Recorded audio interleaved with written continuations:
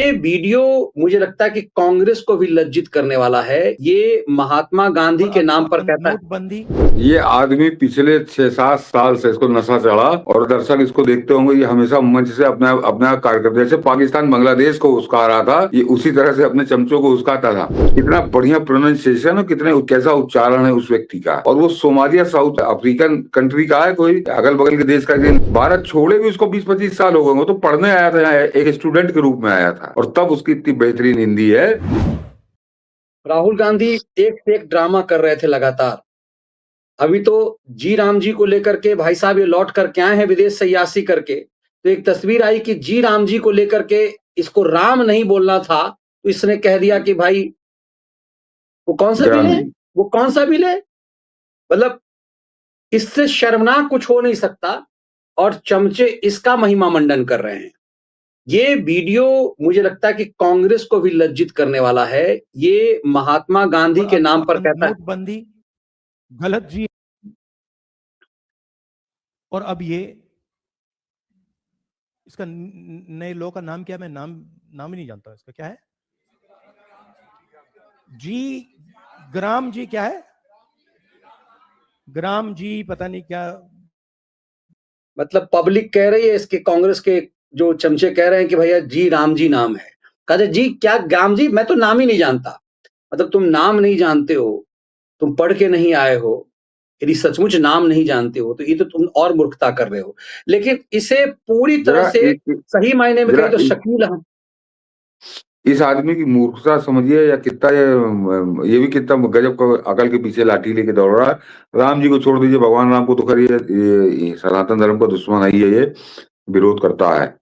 मैं राजनीतिक बात कर रहा हूँ। ये आदमी नेता विपक्ष है, और जिस बिल का नाम बदला गया, जिस बिल की जगह ये लाया गया है जी राम जी बिल, वो इसकी पार्टी के ही बिल को हटाकर लाया गया है। और इन नेता विपक्ष मैं बार बार कह रहा हूँ, और इसको उस बिल का नाम नहीं मालूम। ये मंच बड़ा ओवर स्मार्ट दिखाने की कोशिश कर रहा है, लेकिन ये अपनी मूर्खता का, अपने कुपड़ता का कि कितना कुपड़ है ये डंका खुद बजा रहा है कि उसको इसको नाम नहीं मालूम। तो इसका मतलब इस आदमी को तत्काल उठा के फेंक देना चाहिए। नेता विपक्ष की कुर्सी में बैठने लायक नहीं है यार।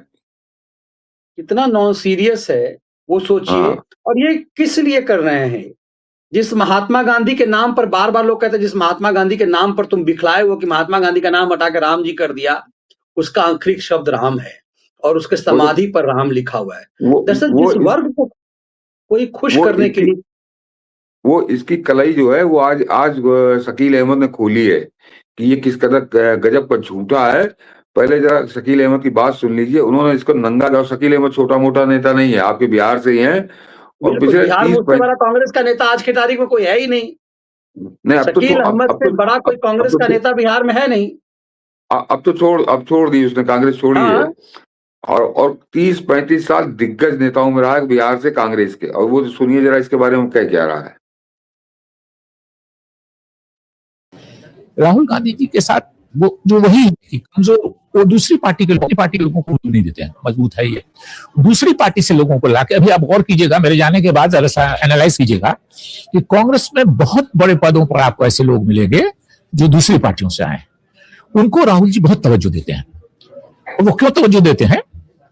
इसलिए कि इसका इस पार्टी में रूट नहीं है, इसकी जड़ नहीं है इस पार्टी में। इसको जिस दिन चाहेंगे उखाड़ के फेंक देंगे। उनको पौधा लगाने से ज्यादा दिलचस्पी है कि कब हम चाहेंगे तो इसको उखाड़ के फेंक देंगे। तो दूसरी पार्टी के लोगों को इसीलिए तरजीह देते हैं। आप देखिएगा, मेरे जाने के बाद आप जो है एनालाइज कीजिएगा कि मैं गलत बोल रहा हूं या सही बोल रहा हूं। तो ये इनसिक्योरिटी है या क्या है? ये बिल्कुल, मैंने राहुल गांधी, हिंदी में गलत शब्द है लेकिन हमको दूसरा शब्द और समझ में नहीं आ रहा है। डरपोक एक शब्द है, बहुत अच्छा शब्द नहीं है मगर मैं इस्तेमाल कर रहा हूं। अंग्रेजी में थोड़ा उसके लिए अच्छा शब्द है कि राहुल जी से ज्यादा इनसिक्योर पॉलिटिशियन मेरी नजर से आज तक नहीं गुजरा। इनसिक्योर हिंदी में बोल दीजिए, ज्यादा बढ़िया होगा। हाँ, वही कह रहा हूं ना कि हिंदी का शब्द है डरपोक। अब मुझको डरपोक बोलने में खराब लग रहा है, जो बात सच्चाई है, इसलिए मैं अंग्रेजी बचाती है कुछ इज्जत। तो मैं ये कहता हूं कि राहुल जी को हर मजबूत कांग्रेसी से उनको अपने को थ्रेटन फील करते हैं। मतलब मुझे लगता है इससे ज्यादा बेहतरीन तरीके से नंगा इस आदमी को किसी ने नहीं किया होगा। ये आदमी पिछले 6-7 साल से इसको नशा चढ़ा और दर्शक इसको देखते होंगे, ये हमेशा मंच से अपना कार्यकर्ता, जैसे पाकिस्तान बांग्लादेश को उस्का रहा था, ये उसी तरह से अपने चमचों को उस्काता था। डरना मत, डरो मत, डरने की जरूरत नहीं है, फलाना है, ढिमाका है। ये अपने आप को बड़े बहादुर नेता के रूप में प्रस्तुत करता था। और अभी शकील अहमद को आपने सुना, वो आदमी क्या कह रहा है कि इससे डरपोक नेता भारत की राजनीति में नहीं है। इससे डरपोक अपने लोगों से डरता है, अपने लोगों से डरता है। जो उसका जरा सा ठीक ठाक नेता होता है उसको उखाड़ के फेंक देता है और बाहर के लोग लाके बैठाता। बिल्कुल सही कहा उसने। वो संदीप सिंह प्रियंका गांधी के सबसे खास था, उसी की चलती थी। बड़े बड़े कांग्रेसी थर-थर कांपते थे। वो आयशा से पकड़ के लाए जेएनयू से। कन्हैया कुमार एनएसयूआई का उसको अध्यक्ष बना दिया, तो उसका क्या लेना देना, वो कांग्रेस को गाली पका करता था, उसको लाके बना दिया। क्यों? कि उसकी कोई नीचे तक पकड़ नहीं है। तो आज जब शकील अहमद ने बात कही है तो कायदे से राहुल गांधी को आकर इसका जवाब देना चाहिए, या उसके चमचों को आकर जवाब देना चाहिए। ये शकील अहमद से आप सहमत असहमत अलग हो सकते हैं, लेकिन उस आदमी ने कहा कि ये राजनीति में सबसे डरपोक नेता है।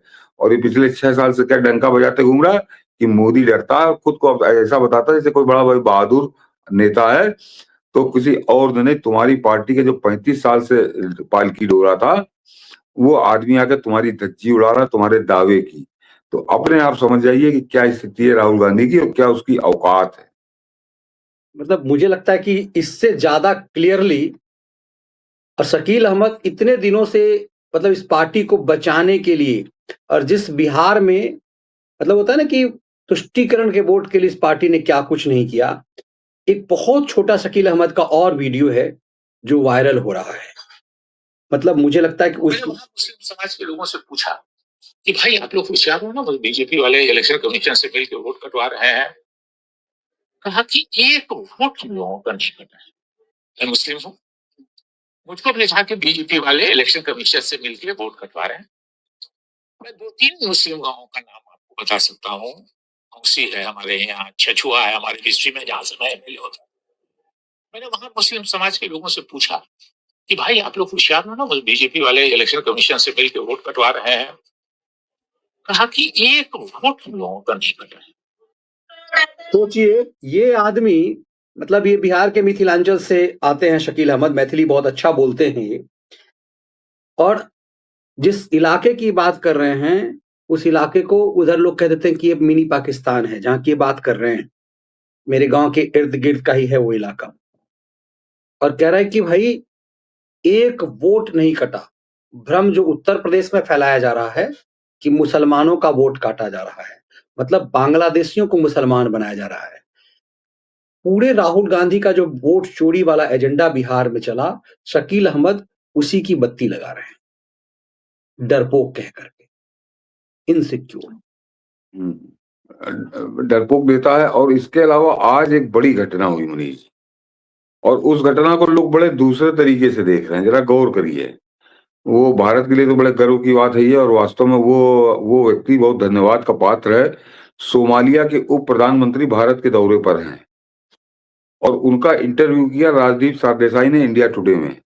और वो जरा सुनिए कि सोमालिया का प्रधानमंत्री, जरा बातचीत सुनिए, आप चौंकेंगे। और उस बातचीत के पीछे एक दूसरा संदेश है जिसकी चर्चा यहाँ कोई नहीं कर रहा, सोमालिया के जो उप प्रधानमंत्री हैं उनकी जरा हिंदी सुनिएगा। वो बोल क्या रहा है उसको वो ज्यादा महत्व नहीं रखता। वो आदमी हिंदी में बात कर रहा है, और कैसे बात कर रहा है जरा इसको सुने तो आपकी तबीयत खुश हो जाएगी। जरा सुनिए। खास मेहमान है। My special guest is Salah Ahmed Jama. He is the Deputy Prime Minister of the Federal Government of Somalia. Appreciate you joining us, Mr. Jama. Hindi में बात करिए। वाह, अच्छा, आपकी हिंदी बहुत अच्छी है। हमारा देश और इंडिया के बहुत ही पुराने संबंध है। हम दो बड़े भी हैं और बहुत ही हिस्टोरिकल तारीखी रिलेशनशिप है हम दोनों। आपने हिंदी कहाँ सीखी? हिंदुस्तान में ही। आपने हिंदुस्तान में कहाँ पढ़े आप? हम पुणे में रहे, महाराष्ट्र में, हैदराबाद में रहे, अच्छा, आंध्र प्रदेश में, अब तो बदल गया है, तेलंगाना और ये हो गया, और दिल्ली में रहे। हमारे जिंदगी के सबसे बेहतरीन दिन हमने गुजारा है इंडिया में।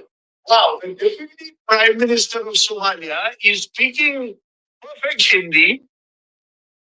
आपको फिर जवाब देना है, डोनाल्ड ट्रंप को हिंदी में देना है अंग्रेजी में। Donald Trump as I said says Somalia is a country that does not even resemble a country. क्या कहेंगे आप? हम सब लोग बोलते रहते हैं पूरी दुनिया के बारे में, हम अपनी कहानी सुनाएंगे आपको। जी, आपने कहा है कि वो पूछते हैं, वो बोलते हैं कि सोमाली लोगों की IQ बहुत कम है। जी, अब आपने इंडियन प्रोफेसर से पूछ ले जो सोमाली लोगों को पढ़ाते हैं इंडिया में, इतने स्मार्ट है सोमाली लोग। जुमई नमाज के बाद दर्शक जरा सुने, ये वीडियो आपने सुना होगा दर्शकों ने हमारे, और वो सोमालिया के उप प्रधानमंत्री बोल रहे हैं। अब इसकी चर्चा तो हो रही कि वो हिंदी में बोल रहे थे, सब बोल रहे हैं, लेकिन इसकी चर्चा एक दूसरे संदर्भ में होनी चाहिए। जो इस अधेड़ के कपड़े फाड़ रहा है, जरा गौर करिए कि वो सोमालिया से यहाँ पढ़ने आया था हिंदुस्तान, तो वो कोई कक्षा 5 में पढ़ने तो आया नहीं था। जब वो ग्रेजुएट वगैरह हो गया होगा तब वो पढ़ने आया। 4-5 साल रहा, 7-8 साल, 10 साल रहा, मैं मान लेता हूँ 10 साल रहा। और हिंदी आपने सुनी होगी, अगर बताया ना जाता तो हम लोग चौंक जाते। कितना बढ़िया है, कितना बढ़िया प्रोनाउंसिएशन और कैसा उच्चारण है उस व्यक्ति का। और वो सोमालिया साउथ अफ्रीकन कंट्री का है, कोई अगल बगल के देश का, नेपाल का भी नहीं है। और सबसे खास बात मुसलमान है, मुस्लिम है। सना समा क्या नाम बताया? हाँ, नाइजीरिया मुस्लिम कंट्री है ना, मुस्लिम कंट्री भी तो है। हाँ, वो तो घोषित इस्लामी देश है वो सोमालिया। बिल्कुल। और वो आदमी अगर 8-10 साल हिंदुस्तान में रहता है, 5 साल रहा, उसके बाद वो कैसी बेहतरीन, और उसके बाद चला गया सोमालिया।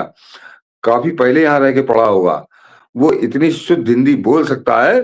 तो सन 68 में ब्याह के सोनिया गांधी हिंदुस्तान आई थी, सन 68 में। यानी सोनिया गांधी को आज भारत आए 48 साल हो गए, 48 साल। इसकी 10% तो हिंदी नहीं बोल पाती हो। उसका कितना लगाव है हिंदुस्तान से, ये कलई खोली है डिप्टी सोमालिया के उप प्रधानमंत्री ने। जवाब तो कांग्रेसी चमचों को देना चाहिए, कांग्रेसी चाटुकारों को देना चाहिए कि अगर वास्तव में इस देश से लगाव होता तो 48 साल तो एक पूरी जिंदगी होती है। तो वो आज तक हिंदी नहीं बोल पाई। हिंदी बोलना उसको आज भी नहीं आता है।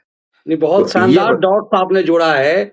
आज भी 48 साल बाद भी प्रोनाउंसिएशन, मतलब जापान के से कई देशों से लोग आते हैं, वो इतनी अच्छी हिंदी बोलते हैं, जो सिर्फ वहां पर जाकर के मतलब हिंदी सीखते हैं, JNU में आकर के हिंदी सीखते हैं, उनका प्रोनाउंसिएशन इतना अच्छा होता है।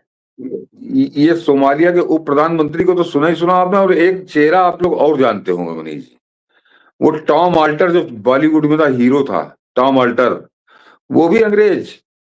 और उतनी बेहतरीन अंग्रेजी की तो केवल उसके चमड़ी से लोगों को लगता था, अन्यथा उसके उच्चारण में कभी कोई दोष आया ही नहीं।